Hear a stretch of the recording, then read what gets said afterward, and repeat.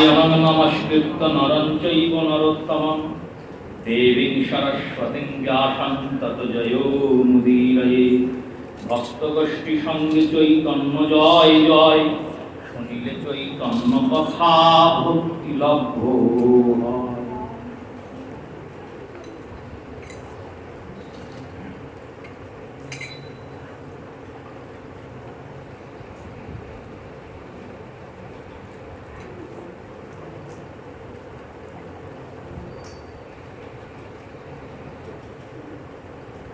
महाकर्म स्रोते निपात पतितो मापि धैर्यं धयते महाक्वाशनं मनतटिमेति द्रवशासां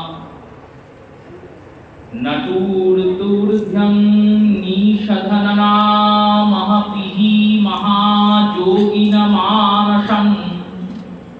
भुवि श्री चैतन्य अवतरति मनश्चित विभवे। कलिजुग पावन अवतार राधा कृष्ण मिलित तनु श्री श्री श्रीमन महाप्रभुर कृपाधन्य गण्य प्रबोधानंद सरस्वती श्रीपाद विरचित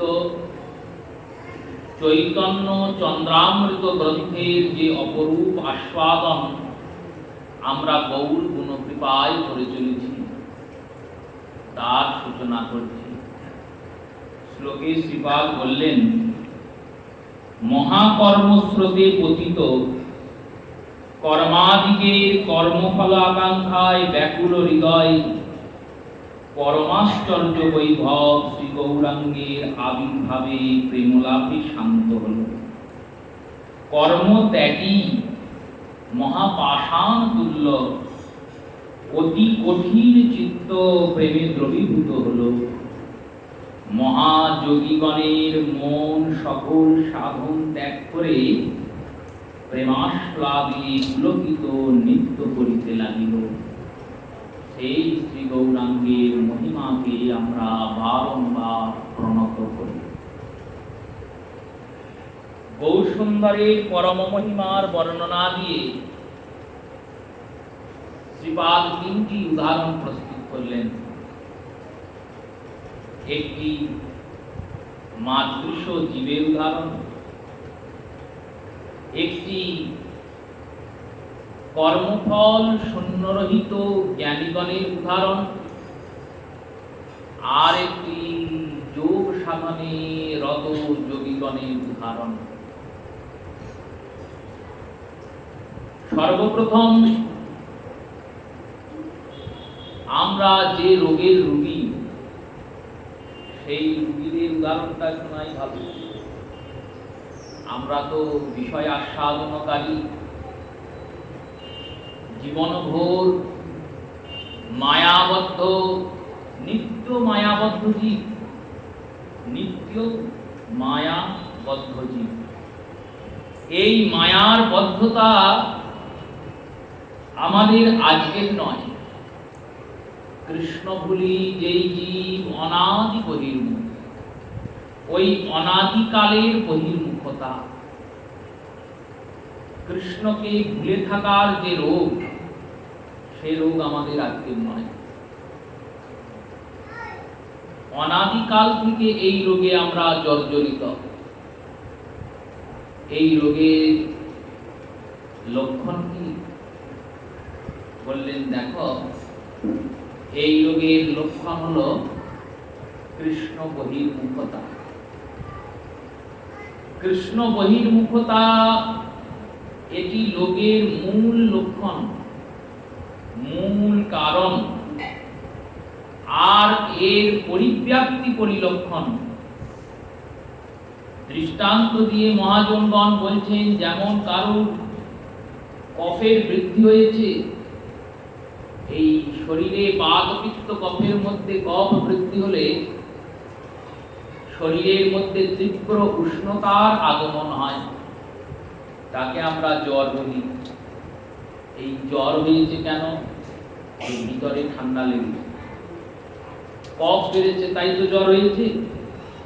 তাই কফ বেড়েছে ওটা হলো রোগের লক্ষণ, রোগের কারণ। আর যে জ্বরটা গায়ের মধ্যে সঞ্চার হচ্ছে তো সেটা হলো রোগের পরিলক্ষণ, রোগটাকে সে ব্যাপ্ত করছে, বুঝিয়ে দিচ্ছে শরীরটা খারাপ, উপচার প্রয়োজন। সেই রূপে আমাদের মূল রোগের কারণ হলো কৃষ্ণের বহির্মুখতা, অনাদি বহির্মুখ। আর এই রোগের যেমন জ্বরের দ্বারা শরীরে ঠান্ডা লেগেছে তার অনুভূতি হয়, তেমনি এই কৃষ্ণ বহির্মুখতা রোগটি আমাদেরকে জগতের মধ্যে পরিলক্ষণ করাচ্ছেন। অতএব মায়া দেয় তারে সংসারাদি দুঃখ।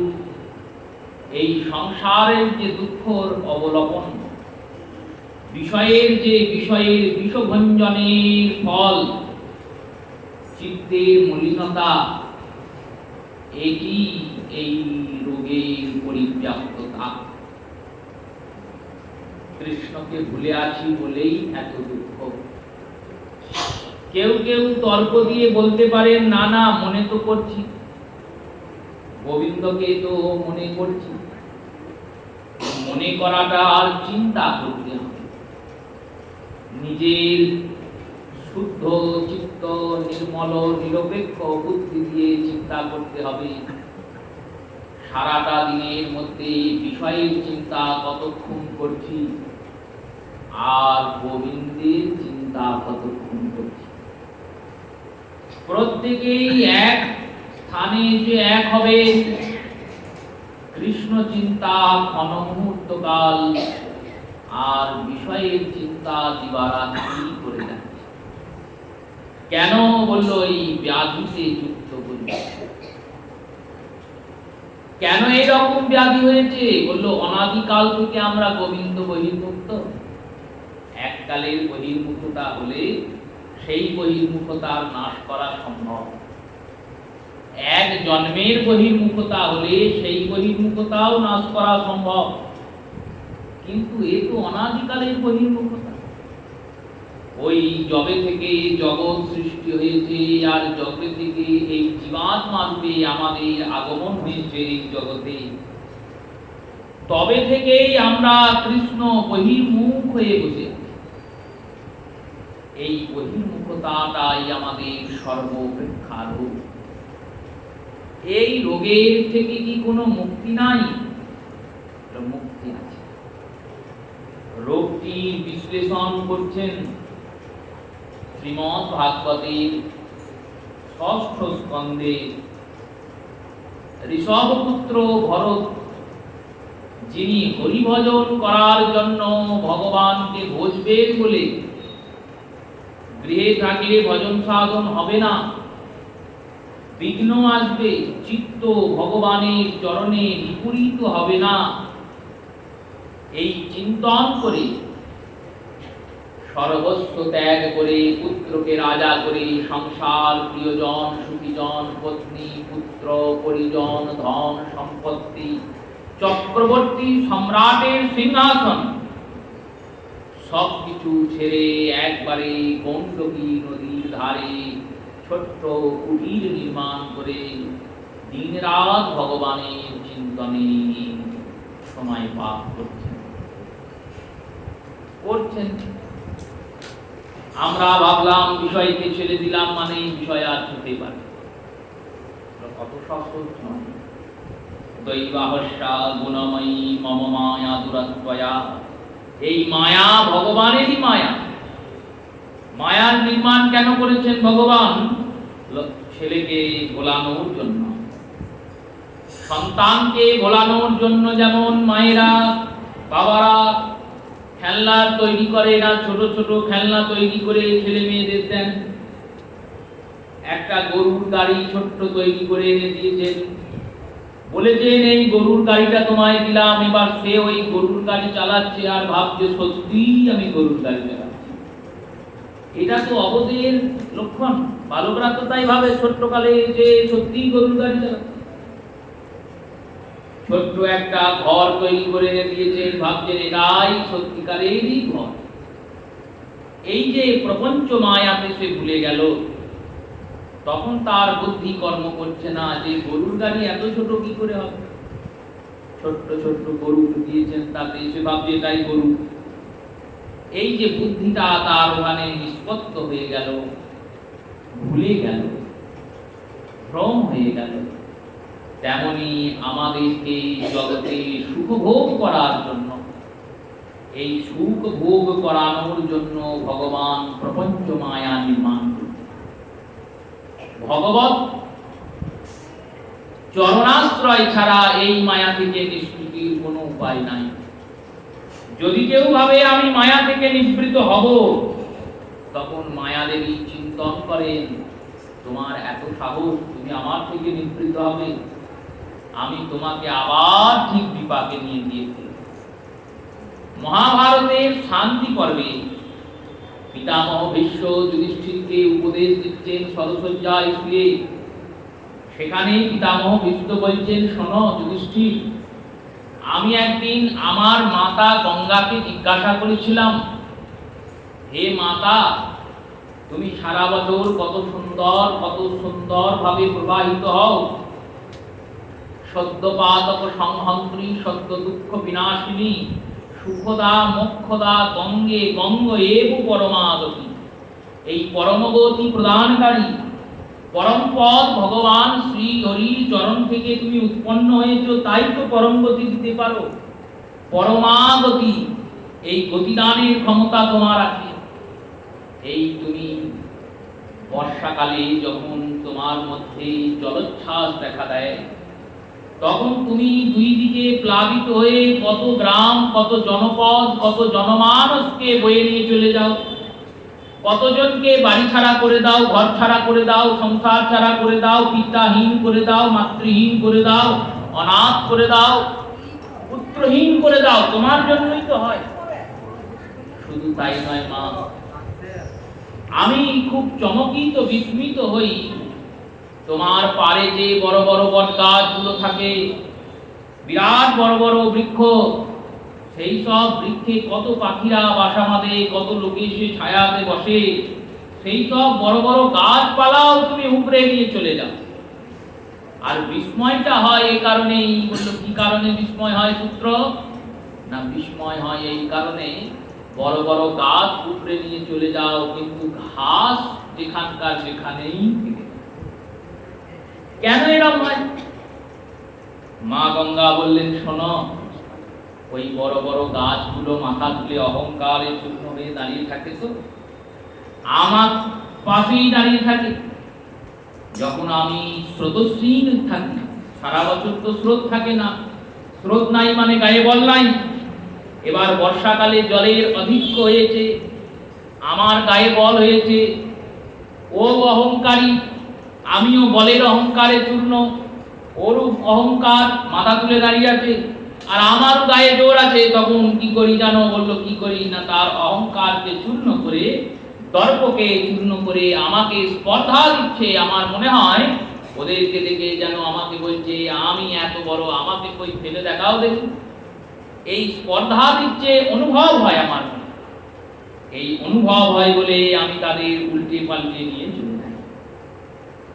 ঘাসেরা তো কখনো মাথা উঁচু করে দাঁড়ায় না, তাই ঘাসেদের সঙ্গে কখনো এই মনোভাব তৈরি হয় না। তাই বন্যা হয়ে চলে যাওয়ার পরেও ঘাস যেমন তার তেমনই থেকে যায়। মহাপ্রভু এমনি এমনি বলেন নাই, তৃণাদুপি শুনিছেন, ট্রেনের মতো শুনিছেন থাকলে তুমিও অক্ষত থাকবে। আর বৃক্ষের মতো যদি মদহংকারে চূর্ণ হন, যে অহংকারী হোক না কেন, রূপঞ্চ ধনঞ্চ কুলঞ্চ বিদ্যাঞ্চ গুণঞ্চ, যে অহংকারই হোক, 5 প্রকারের অহংকার, রূপের অহংকার, গুণের অহংকার, ধনের অহংকার, কুলের অহংকার, বিদ্যার অহংকার, যে অহংকারটাই আসুক না কেন, সব অহংকার তোমার শেষ করে দেবেন ভগবান। দর্পহারী দর্পের নাশ করবেন। এই রূপে যেমন গঙ্গা দেবী ওই বটবৃক্ষগুলো তুলে নিয়ে যায় না, তেমনি যারা ভাবে আমরা সংসার ছেড়ে গোবিন্দ বলবো, দেখি মায়া আমার কি করে, মায়া দেবী বলেন, দাঁড়াও, তুমি চলো, আমি তোমার পিছনে পিছনে যাচ্ছি। ভরত গিয়েছেন গণ্ডকী নদীর ধারে বসে ভজন করতে। তিনি এমনিই ভজন আত্মা ছিলেন, বাড়িতেই ভজন হতো। চিন্তা করেছেন, বাড়িতে থাকলে স্ত্রী থাকবে, সন্তান থাকবে, কি করে ভজন হবে? এদের মোহের মধ্যে থাকলে তো ভজন হবে না। তাই এদেরকে ছেড়ে একবারে একান্তে বনে গিয়ে মায়া দেবী চলেছেন ভরতকে। ছোট্ট হরিণের শিশুকে রক্ষা করতে গিয়ে ভরত সেই শিশুর মনে পড়ে দিয়েছে। ছোট্ট হরিণের একটা বাচ্চা সিংহ খেয়ে নিচ্ছিল, ভরত রক্ষা করেছেন। জলস্রোতে ডুবে যাচ্ছিল, ভরতকে রক্ষা করেছেন। সেই বাচ্চাটাকে দুধ খাওয়াচ্ছেন, ঘাস খাওয়াচ্ছেন, যত খাওয়াচ্ছেন তত ফাঁদে পড়ছেন। বুঝছেন না, আমরাও বুঝি না, করছেন। মোহ মায়া এমনি করেই ধরবে। এই করতে করতে দিন রাত হরি ভজনা করেন, জপ করেন, আর ভাবেন বাচ্চাটা কোথায় গেল, তাকিয়ে দেখছেন কোথায় গেল হরিণের বাচ্চা, হরিণের শিশু। এই করতে করতে মৃত্যু হচ্ছে ভরতের, দেহ ছাড়ছেন। হরিণের শিশুটি এসে পাশে বসে আছে, চোখ দিয়ে জল পড়ছে, পড়বেই, স্বাভাবিক। কেন? আমি যেমন তাতে মোহিত, সেও তো আমাদের মোহিত। আমি যেমন ভাবছি আমি তাকে ছাড়তে পারবো না, সেও ভাবছে একে ছেড়ে দিতে হবে। দুটো মোহই ভ্রমের উৎপত্তির কারণ। মোহ কি বললো? ভ্রম। যেমন মরিচিকা হয়, তেমন এই মোহ মরিচিকায় আমরা পড়ে আছি, ছাড়তে পারি না। মোহের ফলে ভরত চিন্তন করছেন, আমি তো মরে যাব, কিন্তু এই হরিণটার কি হবে? দেখুন, হরি ভজন করতে সে হরিণের ভজন করছেন। এই কারণে বারবার সাবধান করা হয়, কোন রূপেই মোহের মধ্যে পড়বেন না। দিন রাত ভগবানের স্মরণ করুন। কেন? এইরকম বিমলাত্মা মহাত্মা ভরত, তিনিও যখন মৃত্যুবরণ করছেন তখন হরিণের চিন্তন করে দেহ ত্যাগ করেছেন বলে এত ভজন করা সত্ত্বেও পরের জন্মে আর মানুষ হয়ে জন্মান নাই, হরিণ হয়ে জন্মিয়েছেন। কারণ ইয়ং ইয়ং স্মরেমি ত্যাজ্যফলি বরম, যেমন যেমন চিন্তা করে তুমি দেহ ত্যাগ করবে, মৃত্যুর পর তেমন তেমন দেহ তুমি পাবেই। এই মৃত্যুর সময়টাই পরীক্ষার সময়, তার জন্যেই সারাটা জীবন আমরা প্রস্তুতি করছি। যারা কৃষ্ণ ভজনা করছেন তারা প্রস্তুতি করছেন, প্রতিদিন চেষ্টা করছেন মনটাকে কৃষ্ণ স্মরণে রাখা। প্রতিদিন সকাল বিকাল সন্ধ্যা জপ, আন্নি, বার, ব্রত, গৌর সুন্দরের দর্শন, গৌরের কথা শ্রবণ, এই এত কিছু পরিশ্রম, এত সময়ের ব্যয় কেন করছি? যদি আমার সেই দিনে এইটা স্মরণ হয়ে যায় তাহলে আমি গৌর চরণ পেয়ে যাব। সেই দিন যেন স্মরণ হয়। সারা দিন রাত্রে স্মরণ করলে তবে তো গিয়ে স্মরণ হবে। আর যারা এগুলো বাদ দিয়ে জীবন যাপন করছেন তারা তো নিজের দায়িত্ব নিজেরা নিয়ে বসে আছেন, তাদের কথা চিন্তার জন্য, তাদের কথা বলার জন্য হরি কথা। ভরত জন্মিয়েছেন হরিণ হয়ে, পূর্ব জন্মে স্মৃতি আছে, হরিণ হয়ে থাকেন কিন্তু হরিণদের সঙ্গে থাকেন না। যেখানে কৃষ্ণ কথা হয় সেখানে গিয়ে ঘাস খান। কি হয়? বললো ঘাস খান আর কান দিয়ে দিয়ে কৃষ্ণ কথা। ভাবেন মানুষ হয়ে জন্মিয়েছিলাম, তখন আমি মুখ দিয়ে হরিনাম করতে পারতাম।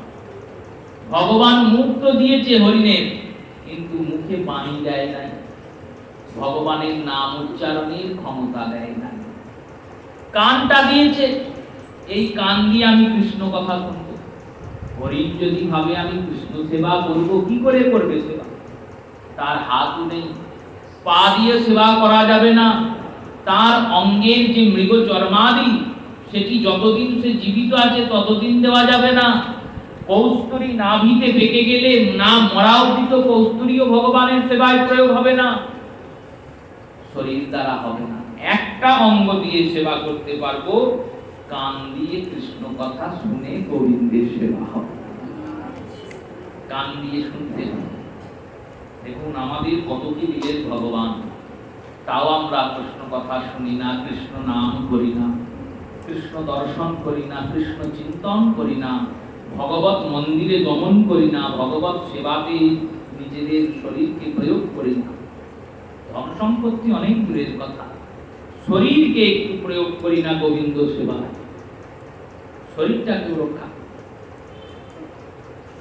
ভরত ভজনচ্যুত হয়েছেন, জ্ঞাতিশ্বর পূর্বজন্মে স্মৃতি আছে তো, তাই তিনি হরিণ হয়ে বিচরণ করেন। হরিণের দেহ নিপাত হয়েছে, হরিণের দেহটাও খসে গেছে। হরিণ আর কদিন বাঁচবে? 20 বছর বাঁচে হরিণ, 20টা বছর আয়ু। আমাদের মতো তো এত আয়ু দেয়নি পশু পাখিদের ভগবান। এত সময় দিয়েছেন, 100 বছর ধরে তুমি কৃষ্ণ ভজন করতে পারবে। কৃষ্ণ ভজন করার জন্য, কৃষ্ণ দর্শন করার জন্য নেত্র দিয়েছে, কৃষ্ণ কথা শোনার জন্য সুন্দর দুটি শ্রবণ দিয়েছে, কৃষ্ণ পুষ্প আস্বাদনের জন্য নাসিকা দিয়েছেন, আর সর্বোপরি কৃষ্ণ চিন্তন করার জন্য এত সুন্দর একটা মন দিয়েছে।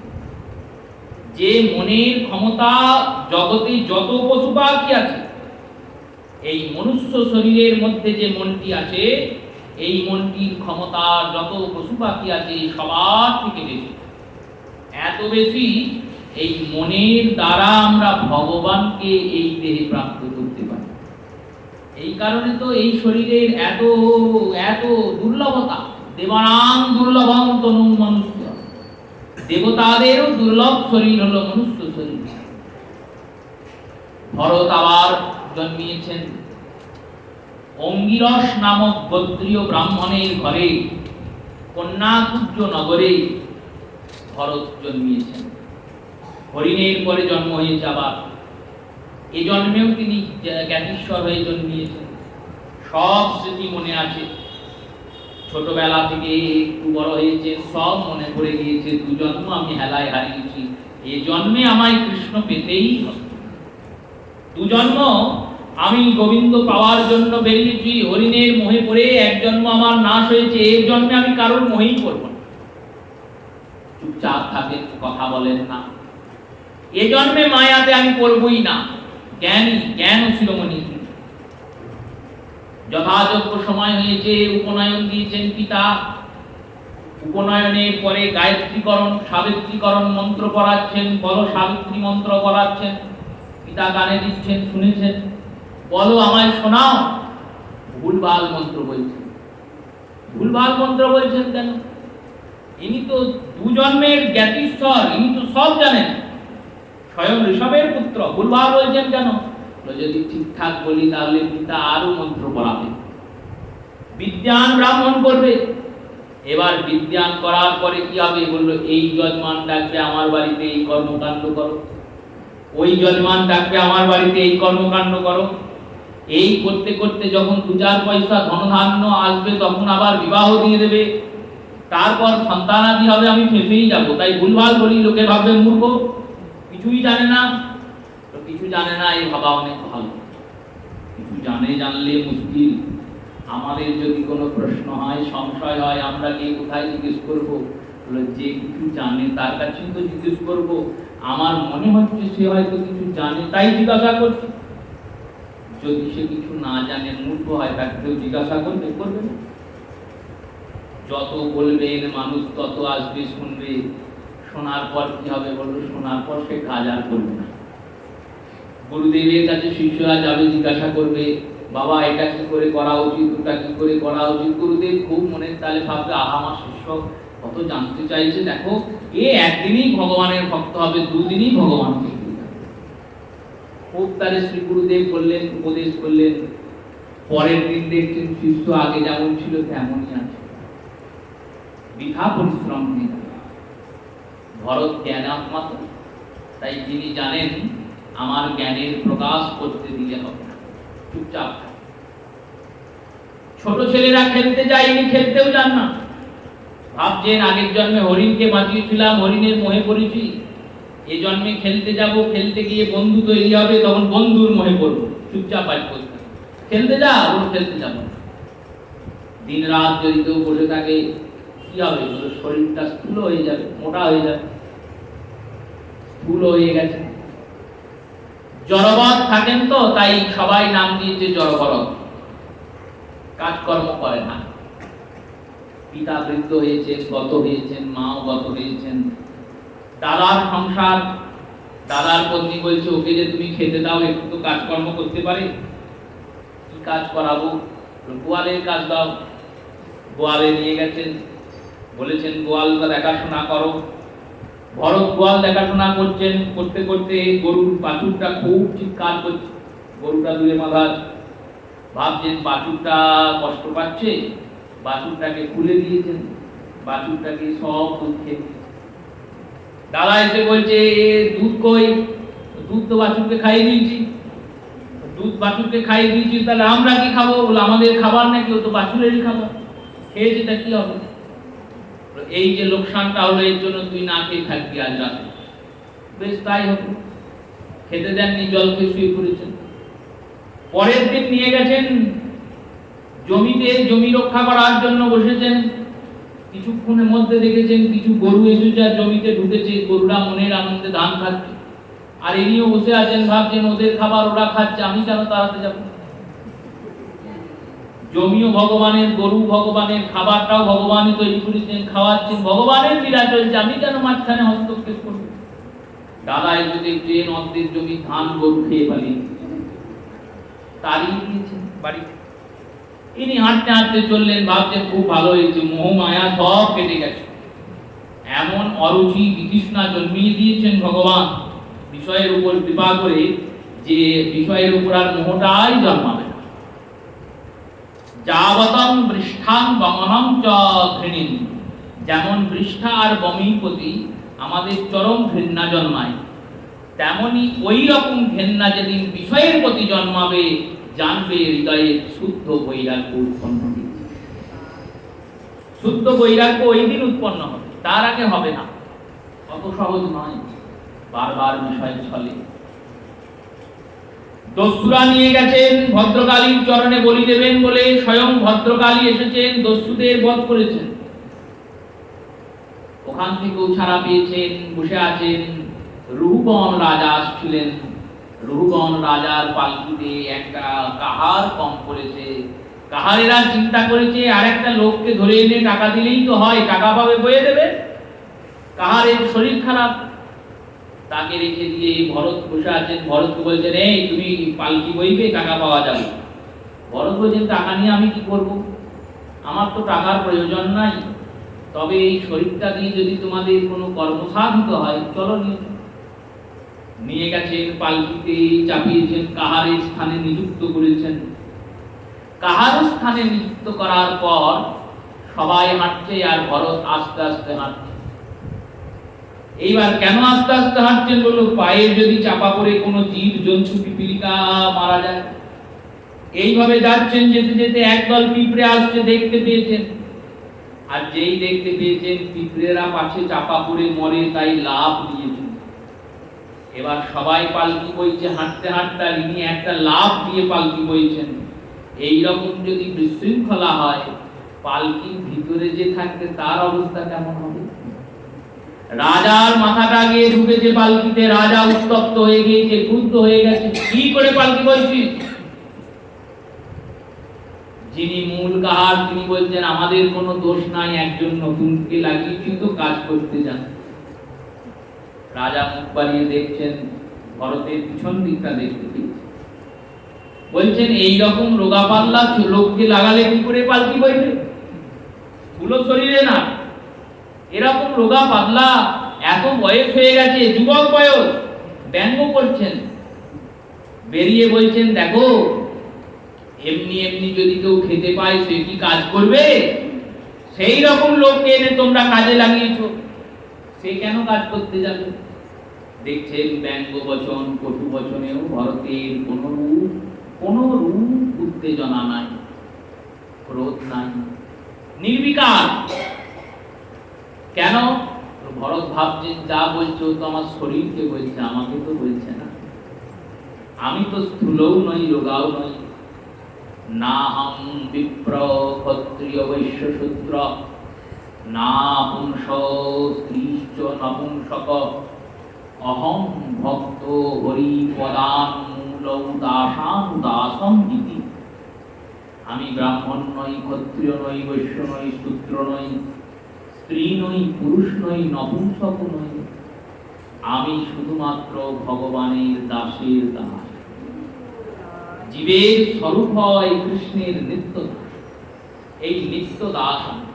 চিরকালের দাস ছিলাম, চিরকালের দাস আছি, চিরকালের দাস থাকব।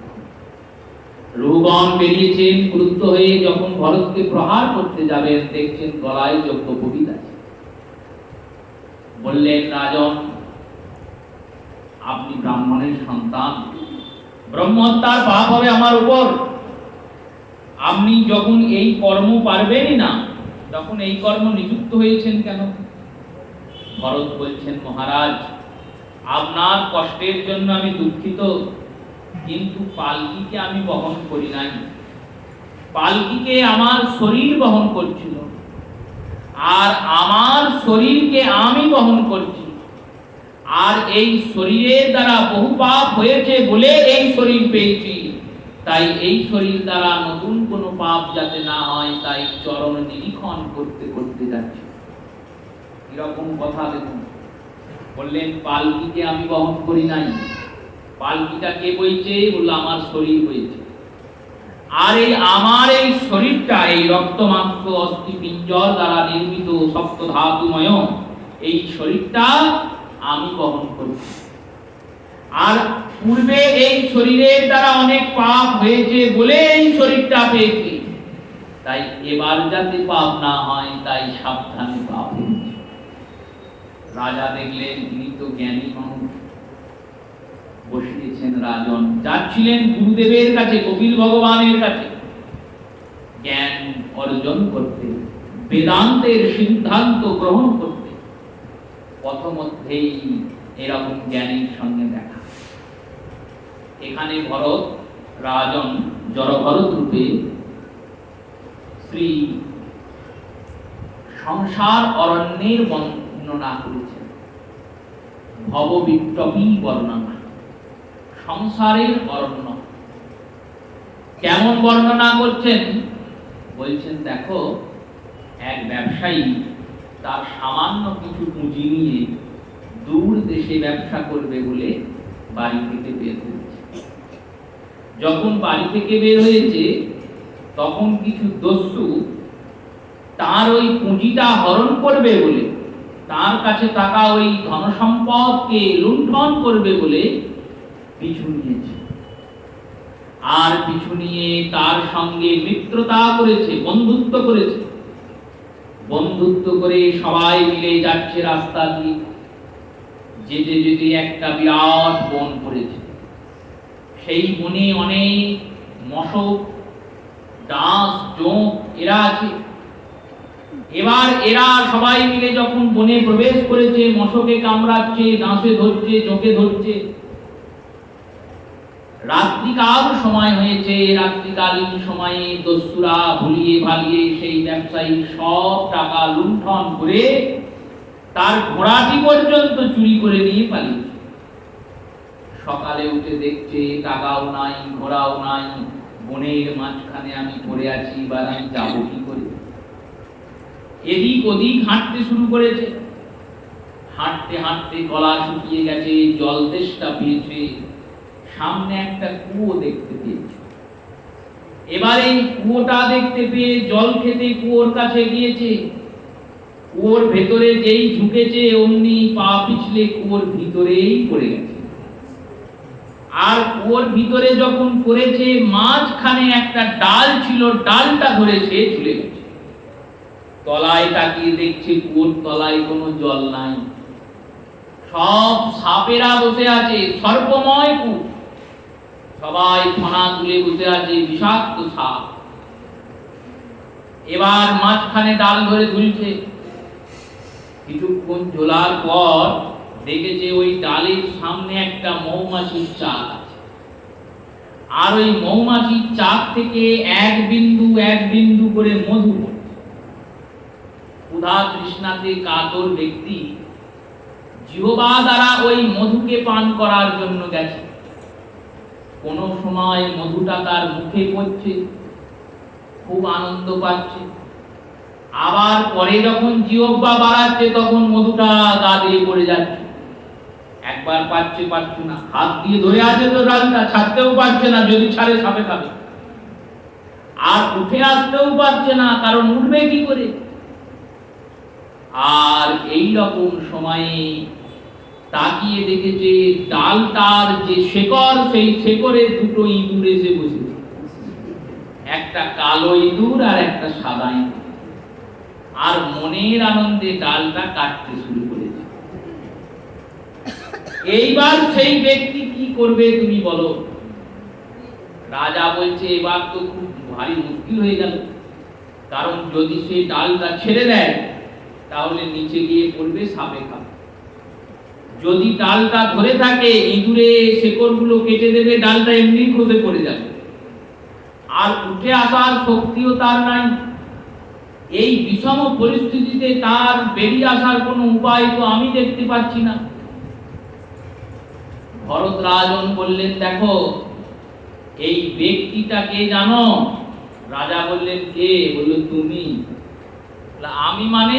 বলল, দেখো ওই ব্যক্তি যেমন কিছু পুঁজি নিয়ে ব্যবসা করতে যাওয়ার জন্য বেরিয়েছে বাড়ি থেকে, তেমনি কর্মফলের পুঁজি নিয়ে আমরা এই জগতে এসেছি। এই পুঁজিটা কি? কর্মফলের পুঁজি। আর এই কর্মফলের পুণ্যের পুঁজি নিয়ে এসেছি, সুখভোগ করছি। আর এই সুখভোগ করার সময় কিছু দস্যু এসে আমাদের এই পুঁজি লুট করছে। এরা কারা জানো? কারা? পিতা, মাতা, পতি, পত্নী, সন্তান, এই সম্বন্ধযুক্ত ব্যক্তি যারা, তারা আমাদের পুণ্যের পুঁজি ভোগ করছে। আমাদের পুণ্যের পুঁজিতে কি শুধু আমরা সুখ পাই? তারাও তো পাচ্ছে। এই সুখ ভোগ করে যখন জীবনের শেষ অবস্থানে এসে আমরা পড়ি, ওই কুয়োতে যেমন লোকটা ঝুলে আছে, তুমিও ওই রকম ঝুলে থাকবে। আর ঝুলে থাকার পরে বলল, মৌমাছির চাক থেকে যেমন এক বিন্দু মধু পড়ছে আর লোকটাকে জিভটা বাড়াচ্ছে, তেমনি সংসারের মধ্যে থেকে এক বিন্দু আনন্দ পাওয়ার জন্য তোমার লালসা জাগবে। আজকে সংসার আনন্দ দিয়েছে, ভাববে আর এই সংসারের মধ্যে কি আর জায়গা আছে? এর থেকে ভালো জায়গা আর কিছু হয়? কালকে এই সংসার আবার দুঃখ দেবে, কখনো স্বর্গে রাখে, কখনো নরকে দায়, রাজদণ্ড দিতে রাজা চলেতে চুবায়। কুয়োর তলায় সর্পগণ আছেন তো, এই সংসার কুয়োর তলায় ওই আয়ুরূপ ডাল ধরে তুমি ঝুলছো, যে ডালটা ধরে ঝুলছো এর নাম আয়ু। তোমার যে জীবন আয়ু, সেই জীবন আয়ু ডাল ধরে তুমি ঝুলছো।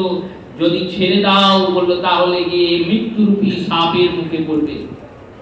আর যদি ধরে থাকো তাহলে কালো ইঁদুর আর সাদা ইঁদুর, সাদাটা দিন আর কালোটা রাত, এই দিন রাত্রি রূপী ইঁদুরে তোমার ওই আয়ুরূপী ডালটা ক্ষয় করে দেবে, কেটে দেবে। যেদিনকে কাটা শেষ হয়ে যাবে তো সেদিন ডালটা খুলে যাবে, অমনি পড়ে যাবে তখন।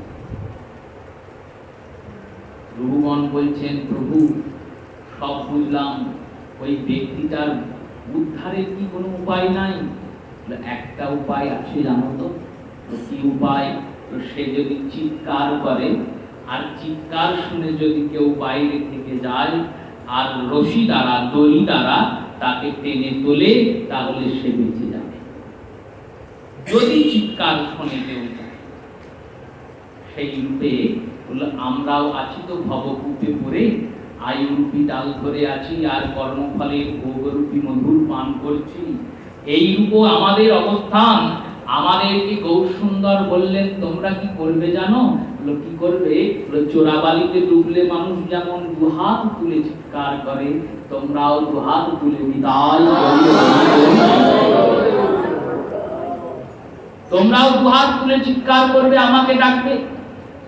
এই যে প্রণাম বিধি, এ বিধি আমাদের গৌর সুন্দর শিখিয়েছেন। আমরা গৌরহরির কাছে আসি, দুহাত তুলি, প্রণাম করি।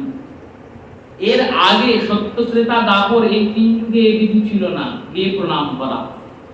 বৈদিক মার্গ অনুযায়ী কোথাও এরকম কোনো বিধি নাই। বেদ প্রণাম অনুযায়ী সত্য ত্রেতা দাপরে কোথাও বলা নেই যে দুটো হাত তুলতে হবে, দুই প্রণাম করতে হবে, কলিতে করতে হবে। কেন? বলল তারা নিজেরা এই কুয়ো থেকে বেরোতে পারত, তাদের সামর্থ্য ছিল কুয়ো থেকে বেরিয়ে আসার, এই সংসার রূপী কূপ থেকে বার হওয়ার, নিষ্কাশন হওয়ার সামর্থ্য ছিল। আমাদের সামর্থ্য নাই, আমরা পড়ে আছি। তাই পড়ে আছি বলে প্রভু আমাকে তুলে নাও, প্রভু আমায় রক্ষা করো বলে দুহাত তুলে আমরা গৌরের সামনে দাঁড়াই। যখন চিৎকার করি আমরা মহামন্ত্র চিৎকার, চিৎকার মানে কি বললাম? নাম করো, এই নামটাই চিৎকার। এই নামরূপী চিৎকার শুনে কেউ শুনুক না শুনুক, তোমার বাড়ির লোক শুনুক না শুনুক, পাশের লোক শুনুক না শুনুক, আমার গৌর সুন্দর শুনবেন। আর গৌর সুন্দর শুনে কি করবেন? কৃপারূপী ডোর দ্বারা, কৃপারূপী দড়ি দ্বারা আমাদের এই ভবকূপ থেকে পার করে দেবেন।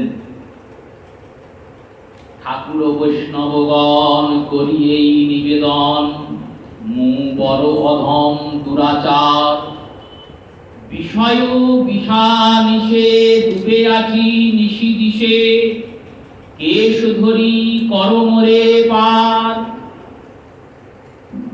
নরোত্তম দাস বৈষ্ণব বন্দনায় বলছেন, প্রভু আমরা তো বিষয় বিষে ডুবে আছি। পাকে ডুবে থাকা ব্যক্তিকে কেউ হাত ধরে পার করে না। কেন? বললো হাত ধরে পার করতে গেলে সে আবার একে ডোবাবে। যখন কেউ জলে ডোবে তখন তার হাত ধরতে গেলে সে আবার একে ডোবাবে।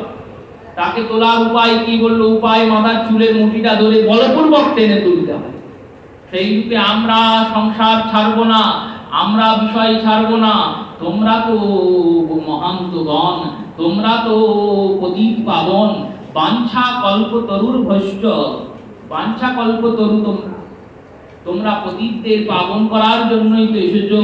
তাই হে বৈষ্ণবগণ, হে মহান্তগণ, হে সাধুগণ, হে গুরুদেব, হে ভক্তগণ, আমাদেরকে সংসার বিষ থেকে কেশ ধারা ধারণ করে বলপূর্বক এই বিষয় বিষ থেকে তোলো।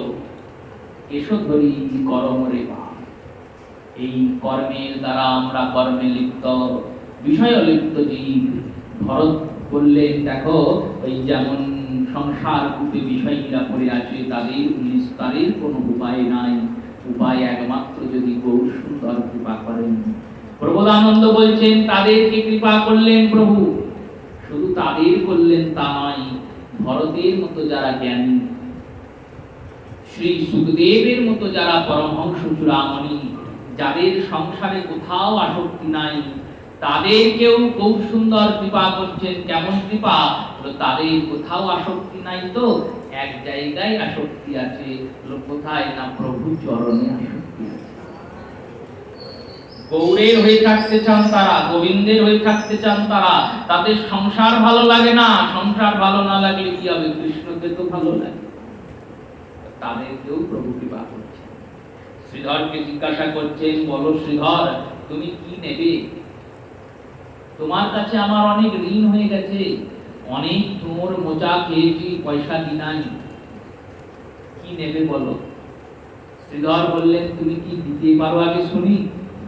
তুমি দেবে, আমার প্রয়োজন নাই, সে জিনিস নিয়ে আমি কি করব? আর আমার প্রয়োজন, তুমি সেটা দেবে না, তাই কি দেবে আগে বলে ফেল, তারপরে নেব। শ্রীধরকে ভগবান গৌরহরি বলছেন, আমি দুটো জিনিস দিতে পারি। কি দিতে পারো বলো? প্রথম, তোমাকে ভক্তি দিতে পারি। ভক্তি মানে জগতের যত ভোগ। তুমি যদি বলো এখনই দেবরাজের ভোগ প্রয়োজন, ইন্দ্রের ইন্দ্রাসন খালি করে তোমায় ইন্দ্রপদে অধিষ্ঠিত করব, তুমি ইন্দ্রের ইন্দ্রত্ব ভোগ করবে। তুমি যদি বলো প্রজাপতি ব্রহ্মার ব্রহ্মত্ব প্রয়োজন, আমি ব্রহ্মাকে সরিয়ে তোমাকে বসিয়ে দেব। কত ভোগ চাই? আমরা কি ভোগ করি? আমাদের থেকে লক্ষ গুণ ভোগ দেবতারা করেন, আর দেবতাদের থেকেও কোটি গুণ ভোগ ব্রহ্মাদি দেবগণ করেন। তাই যত রকমের ভোগ হয় সংসারের সমস্ত ভোগ আমি তোমায় দিতে পারি। ভক্তি। আর যদি এই ভক্তির তোমার বিতৃষ্ণা হয়ে যায়, ভক্তির তোমার প্রয়োজন না হয়, তাহলে জ্ঞানীগণ যেটা চান সেটা দিতে পারি। জ্ঞানীগণ ভক্তি চান না, তারা জানেন ভোগের দ্বারা নতুন করে বন্ধনে পতিত হতে হয়। ভোগ যখন ভোগ করে জীব তখন কি হয় বললো, পুণ্যের ক্ষয় হয়। আর পুণ্যের ক্ষয় হলে কি হয় বললো, পুণ্যের ক্ষয় হলে নষ্টং পুণ্যম কৃতাজাতম, পুণ্য নষ্ট হলে তাকে আবার সেই নতুন করে দুঃখ ভক্তি করতে হয়। তাই ভক্তি চাই না, মুক্তি চান না তারা। কি চান বললো, মুক্তি চান। আমরা যেন আর এই সংসারে না আসি, এই জন্ম মৃত্যুর চক্র থেকে যেন মুক্ত হয়ে যায়, এই রূপে মুক্তি চান তারা। মুক্তি দিতে পারি, মুক্তি দিতে পারি, কি চাও বলো? শ্রীধর বললেন, দুটোই চাই না। দুটোই চাও না কেন? মুক্তি তো চাই না, কারণ তোমার ভগবান ভজনে জীবের চৈতন্য উদয় হয়। চৈতন্যের উদয়ের জন্যই তো এই কলিযুগে নবদ্বীপে এই চৈতন্য চন্দ্রের আবির্ভাব। জীব জানতে পারে যে অবিনশ্বর ভগবান ছাড়া বাকি সবই নশ্বর। নশ্বর। যত দামি বস্তুই হোক না কেন, যত দামি ভোগই হোক না কেন, নশ্বর। নশ্বর মানে হলো ধ্বংস হবেই। একমাত্র ভগবান অবিনশ্বর। এই নশ্বর বস্তু নিয়ে কি করব? আজকে আছে কাল তো থাকবে না। তাই মুক্তি চাই না। মুক্তি তো চাও বলো, মুক্তিও চাই না। যে মুক্তিতে তোমাকে পাবো না, যে মুক্তিতে তোমার ভক্ত সঙ্গ পাবো না, যে মুক্তিতে তোমার সেবা পাবো না, সে মুক্তিও চাই না। তাহলে কি চাও বলো? বললো দেখো, যেটা চাইবো সেটা দিতে হবে কিন্তু। বহু সুন্দর বললেন, বেশ দেবো, বলো কি চাও?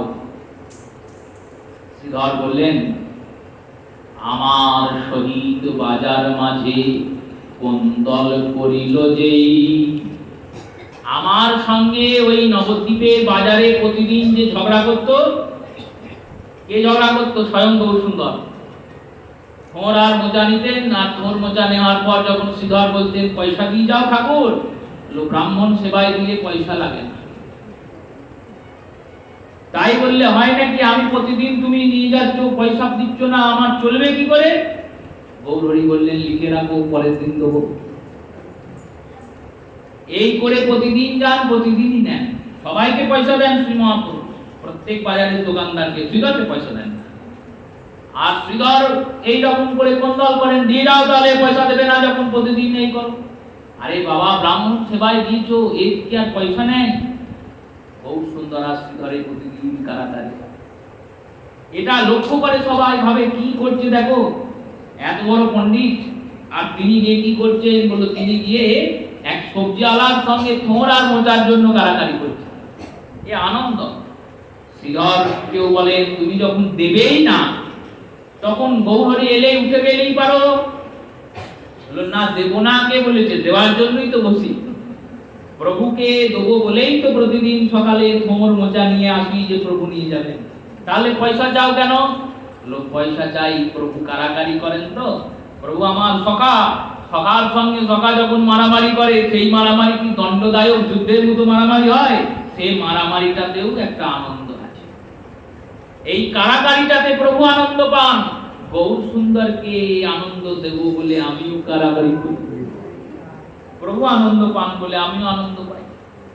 গৌরহরি আমার সঙ্গে এরকম ব্যবহার করেন, এতে প্রভুর আনন্দ হয়, আমারও আনন্দ হয়। ঠাট্টা করেন আমার সঙ্গে।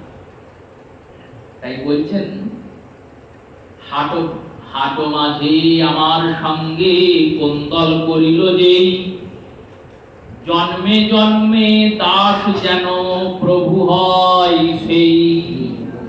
প্রভু যদি দিতেই হয়, আমি যেন জন্মে জন্মে তোমার দাস হই, আর তুমি যেন আমার প্রভু। তাই যারা জ্ঞানী, পরম জ্ঞানী, তারাও গৌর সুন্দরের দাস হতে চান।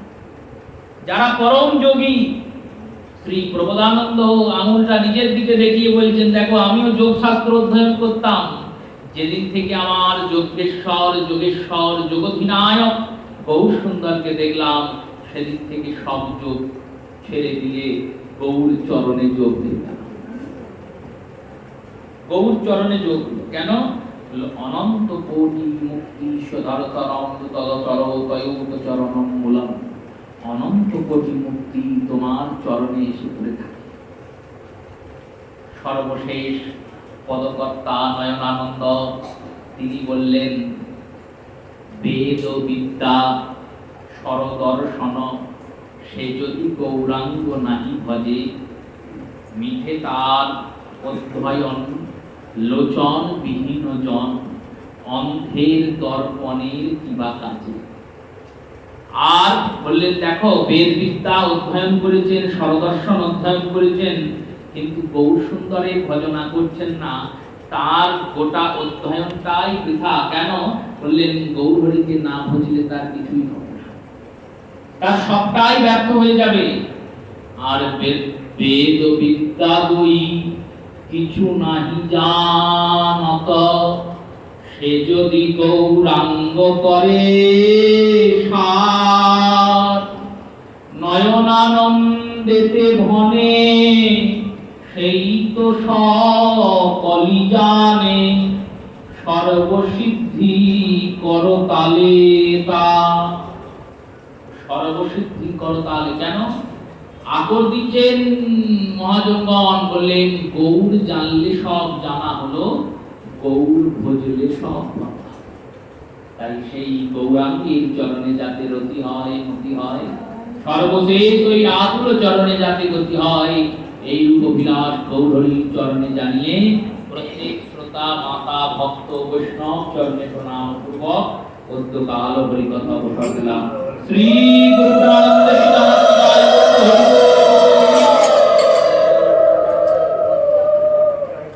জয় জয় রাধে কৃষ্ণ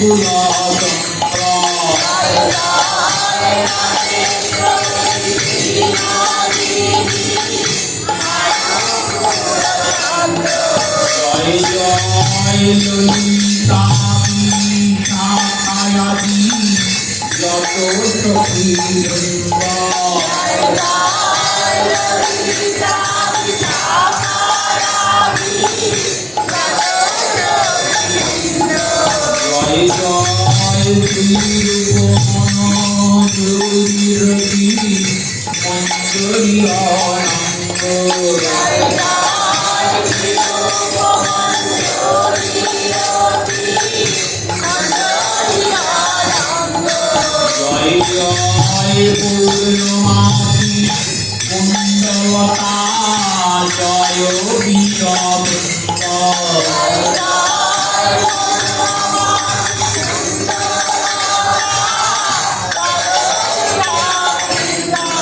তোমরা সবে মিলে করো দয়া আমি অভিনন্দ